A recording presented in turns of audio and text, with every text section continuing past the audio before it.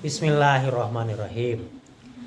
Penjelasan bab saum.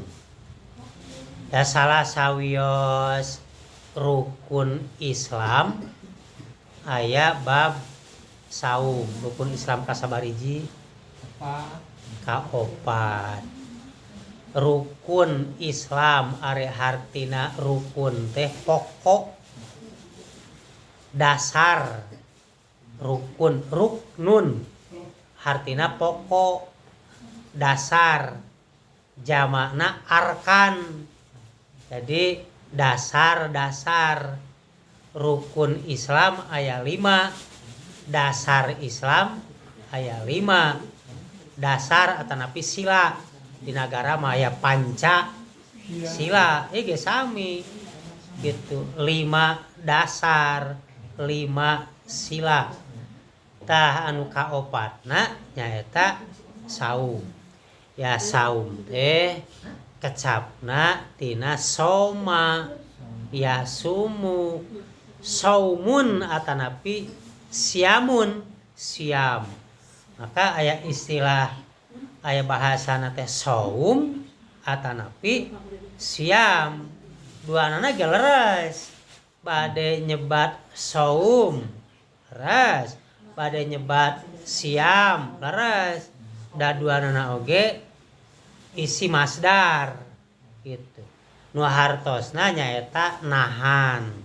Jadi secara lugoh, secara etimologi saum teh atanapi siam teh hartosna nahan gitu.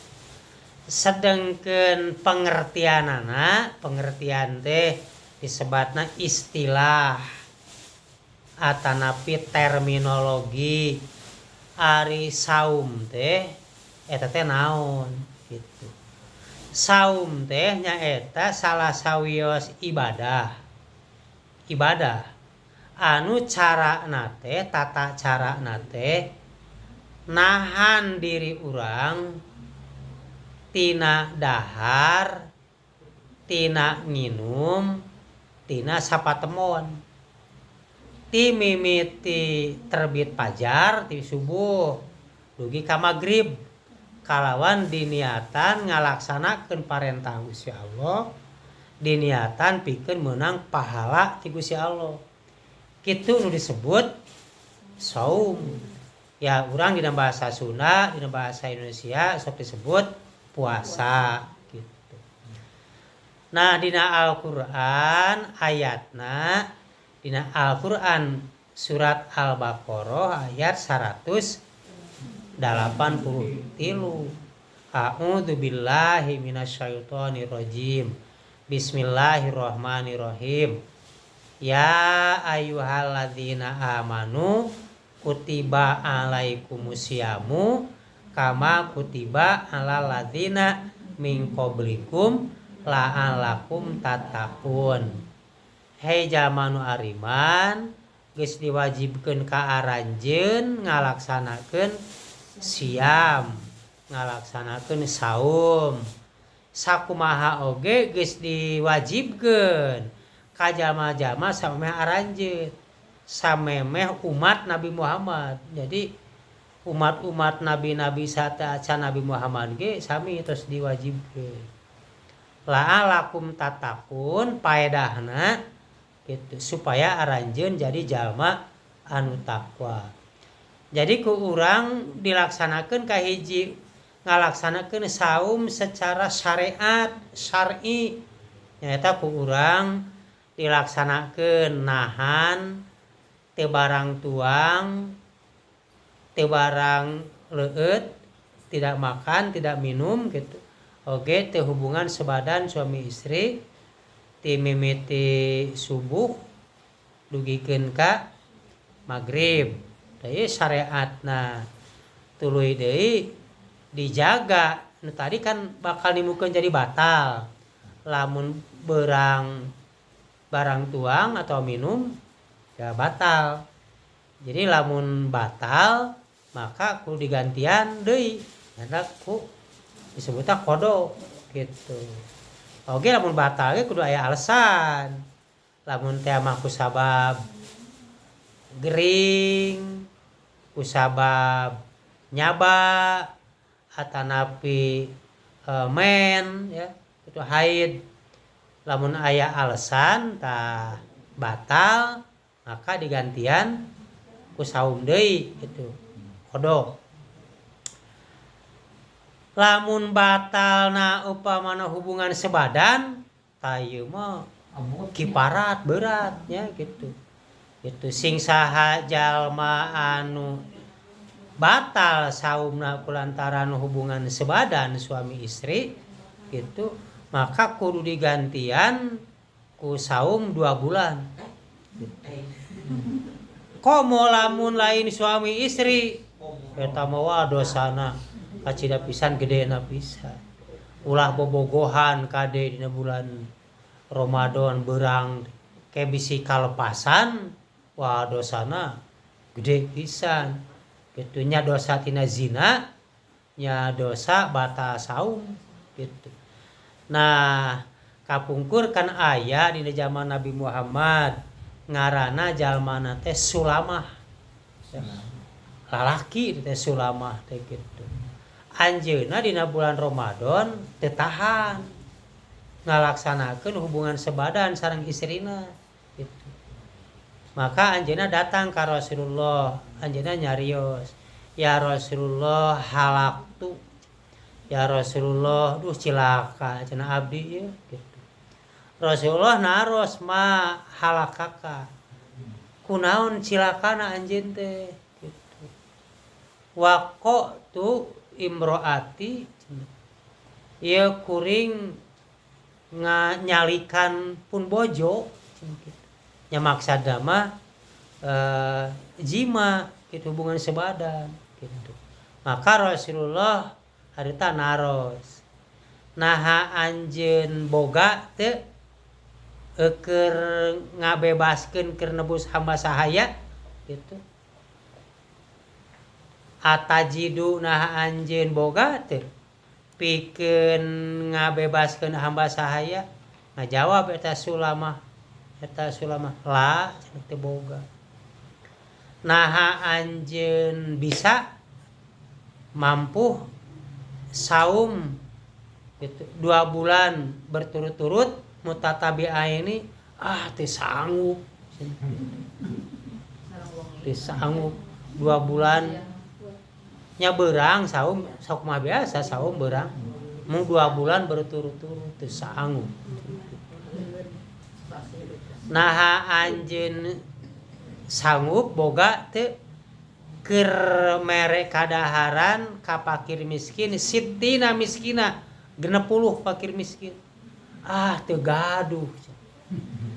Tah jadi kasimpulanana lamun batal saumna ku hubungan sebadan tu berat kan kiparatna teh ku saum 2 bulan berturut-turut atanapi mere kadaharan ka fakir miskin ka 60 urang masing-masing 1 mud 60 mud lamun kurang leuwih ayeuna berarti 30 sok gitu. Tuh kan kurang leuwih sakintalun tuh berat tah gitu pikeun kiparatna sakintalun beas gitu. Gitu. Tah ieu pangpokona pisan mah lalakina aya mengenai awewe nama pamajikanana ke gumantung kana eta kayaan awewe. Nah eta pamajikan teh memang dipaksa kudu meladeni da pamajikanana mah sadar itu dosa atau sarwana. Lamun sarwana mah duanana kudu mayar kiparat gitu. Gitu. Nah salajengna urang dina saum dina hakikatna naha aya parentah saum taya la'alakum tatakun supaya aranjeun teh jadi jalma anu takwa. Jadi urang di-upgrade, dilatih, terus diri urang dilatih contohna di-upgrade, dilatih, ditingkatkeun ku cara ngalaksanakeun saum. Nah hanya tina saum bisa ningkatkeun katakwaan. kan ari saum mah teu aya nu mengawasi. Urang sadar yen nalika saum teh urang keur diawasi teh ku Allah. Lamun teh mah urang beurang barang dahar di hadapan jalma mah bisa susurumputan ya.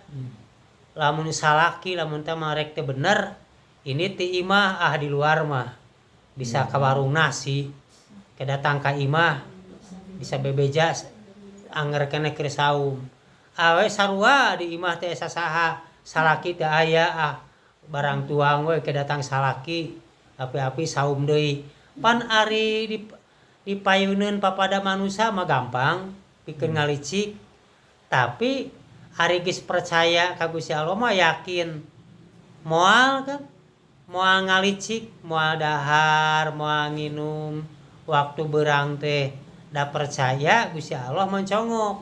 Tah lamun kapercayaan diri geus kitu hate pikiran percaya itu hirup teu poncongok di mana wae ayana tah ieu teh urang teh bakal mampu ngajaga diri moal ngalakukeun kamaksiatan moal ngalakukeun perbuatan dosa gitu.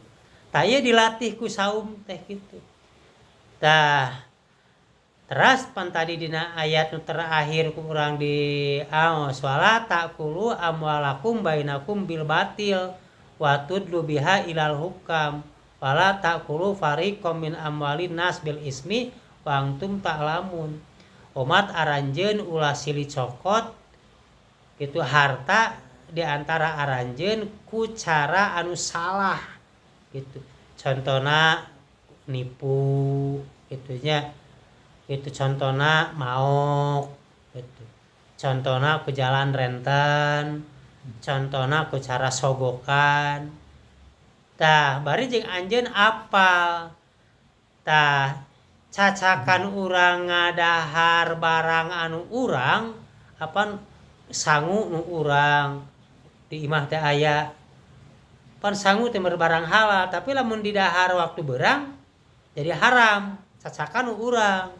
Tah penerapanana komo lamun urang ngadahar nyanak barang anu batur anu lain hakna.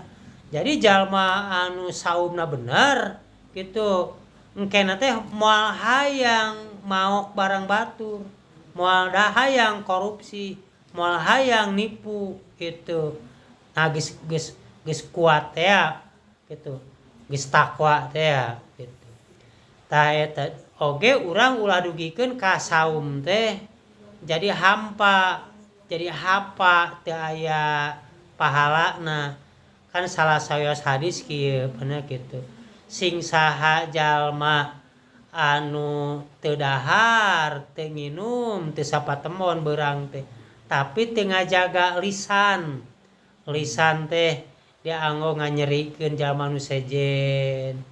Dia anggo nyarios anu teu pantas lah gitu. Nya sebat lago jeung ropas gitu. Eta teh moal meunang pahalana gitu.